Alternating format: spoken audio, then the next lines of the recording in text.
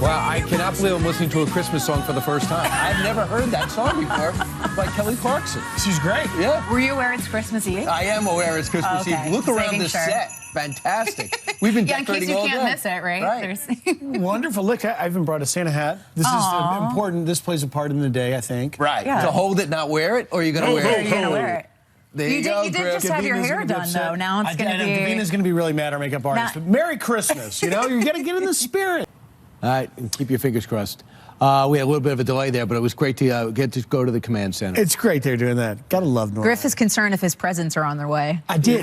During the break, I was saying, you know, I need to make sure the presents are there. I had a long list. But, because he's in New York. He's usually not in Washington. I digress. All right. Look, the White House trying to make a deal to... Stallone's one of my favorites, too, Kevin.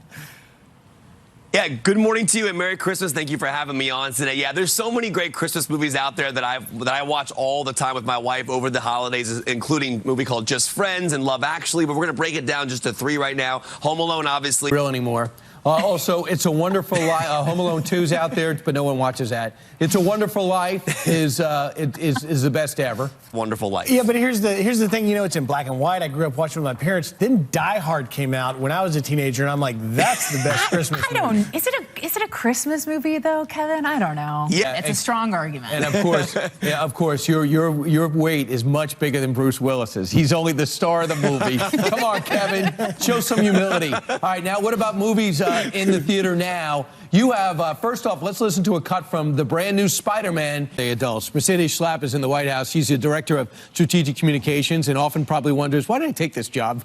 Oh, I love my job. I know you do.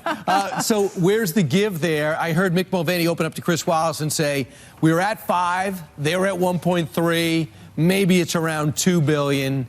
What do you say? Look, this is part of the negotiation. President Trump's signature issue. Clearly, Trump supporters want the wall. Do you worry that it would have a demoralizing effect on his base if he does not deliver it? Look, this is not about the president's base. This is about the safety of the American people. As we know, President Trump has talked time and time again about the importance of securing our border. We want to stop the inflow. Mercedes, I want to ask you about another topic, and that is Secretary Mattis, Defense Secretary Jim Mattis, signing an order withdrawing troops from Syria, something that he advised the president against. Now the president really running up the departure date for Mattis by January 1st, and it's got a lot of people wondering. I'm not going to get into the internal discussions of how the decision was made. At the end of the day, we all serve in the position of advising the president. It is up to the president to make the final decision. We knew from the moment he started in his campaign where he stood on Syria, which was that we were going to ensure the defeat of the territorial caliphate in Syria and rid of ISIS in the area. But they never have. But does he talk to the Turkish president about not annihilating the Kurds? Did he get guarantees that the Kurds who have been doing our fighting will not be destroyed? Right. He sent a very strong message to the Turkish president. In fact, we know that the Turkish president invited both John Bolton and General Joe Dunford to go to Turkey to continue these conversations. Okay. Again, we will be there to provide logistical support for the Turkish forces and ensure, again, that they are able to focus on defeating ISIS in Syria. All right, Mercedes, now what you have left to do is have a Merry Christmas, and we will make sure your husband Matt takes care of that promptly. Okay, that sounds great. Merry Christmas. Merry Christmas, Mercedes. Merry Christmas to you. And by the way, Christmas... And your family.